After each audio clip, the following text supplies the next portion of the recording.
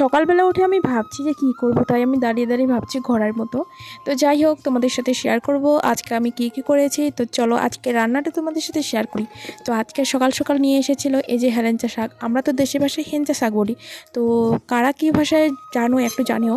আর আজকে রান্না করব ডাল। তো ডাল এখানে ভাজতে দিয়েছি, আর ডাল ভাজতে গিয়ে আমার একটা সবথেকে বড় ঘটনা হয়ে গেছে, সেটা তোমাদের বলছি একটু পরে। এখানে ডাল একটু ভাজতে দিয়ে দিয়েছি আঁচের মধ্যে, আর আমার দিদি এখানে করছে কলার যে অংশটা থাকে কলা গাছের, সেই মধ্যের অংশটা আজকে করব ভাজা, আর করব হেলেঞ্চার ভাজা আর ডাল করব। তো সেটা এখানে দিদি কাটছে। আর এখানে ওই জিনিসটা দেখতে গিয়ে আমার এখানে ডাল পুড়ে গেছে। এই যে হয়েছে আজকে একটা কাণ্ড, আমার মাঝে মধ্যে ডাল পুড়ে যায় ভাজতে গিয়ে।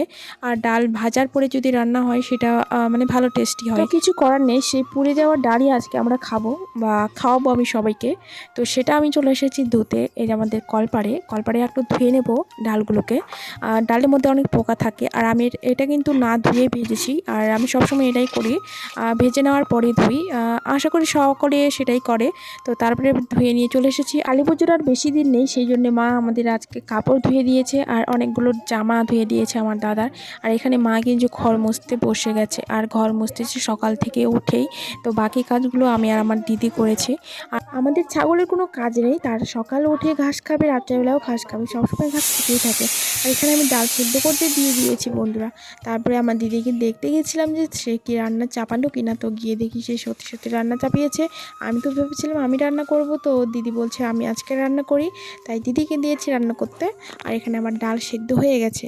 আর সকালে যে তুলে নিয়ে এসেছিলো হেলেঞ্চা শাকগুলো, সেগুলো আমি বাছতে বসে গেছি। একটা একটা করে যদি না বাছা হয় তাহলে সেখানে কিন্তু অনেক পোকা থাকে। তো সেই পাতাগুলো থেকে আমি বার করছিলাম যে কোথায় কোথায় পোকা আছে। পাতা বেছে নেওয়ার পরে আমি শাকগুলো কেটে নেব কুচি কুচি করে।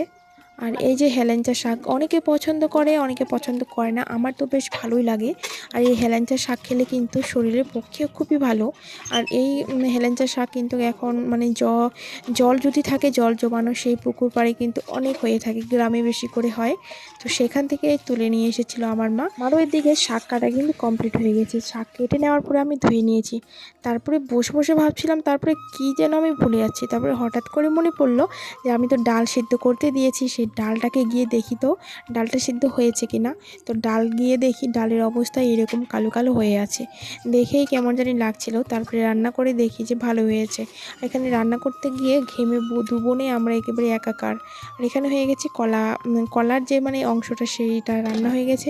তারপরে আমরা খেতে বসে গেছি। তো সবাইকে অসংখ্য ধন্যবাদ আমার পুরো ভিডিওটা দেখার জন্য। আর প্লিজ সবাই একটু সাবস্ক্রাইব করে পাশে থাকবে ভালোবেসে।